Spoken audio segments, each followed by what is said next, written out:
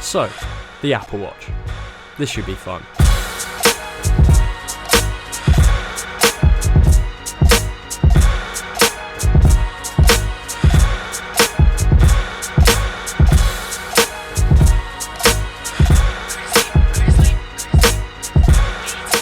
First of all, I'd like to set out by letting you know that this is all my opinion, and strictly my opinion. I haven't enjoyed using the Apple Watch in the slightest. In fact, I think it's one of Apple's least fluidly functional products yet, and I just don't think it's at the standard that they should have released it at. With that said, this isn't going to be a full feature breakdown. There are plenty of those on the internet. I'm going to explain why I hate the Apple Watch.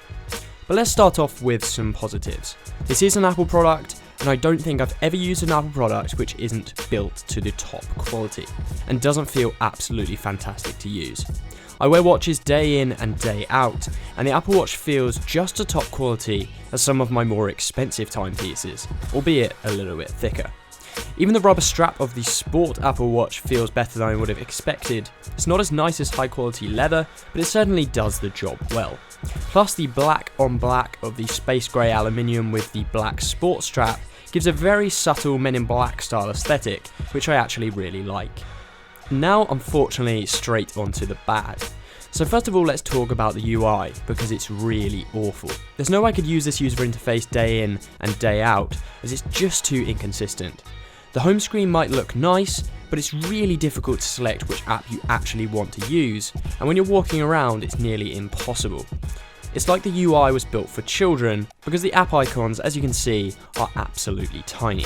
So then this leads on to the fact that the bad UI isn't complemented by the poor speed that the Apple Watch performs at.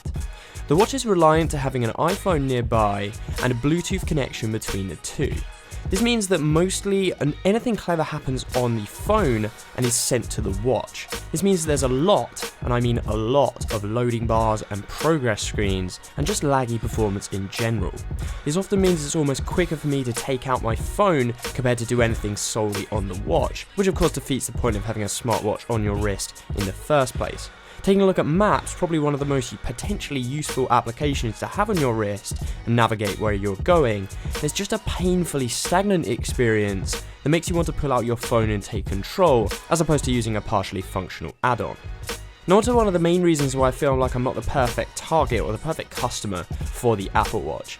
This watch is excellent for people who are out of shape or want to lead a more healthy lifestyle. Every 45-50 minutes or so sitting down, the watch will buzz on your wrist and ping you, prompting you to stand up. For me, I just don't really want that annoyance. Of course, you can turn this sort of functionality off, but it's one of the biggest selling points for the Apple Watch. I live a fairly healthy, active lifestyle. I work out 4 to 5 times a week, do a good amount of exercise. I don't want to be told to do even more than I'm actually doing, because I do a fairly good job on my own. That said, this is definitely a more personal preference, because for someone else this could be one of their main reasons for wanting an Apple Watch in the first place. So I guess we get to the crux of the issue here. At the moment, I don't feel like the Apple Watch is the perfect partner for your iPhone.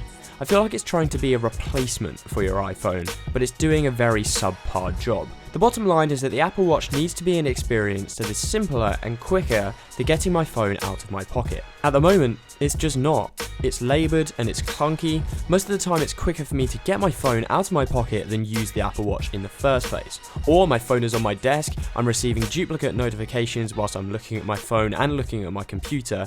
For this reason, I'd say wait to the version 2 of Apple's first wearable, because I'm sure it'll be a whole lot more impressive than the one they've just released.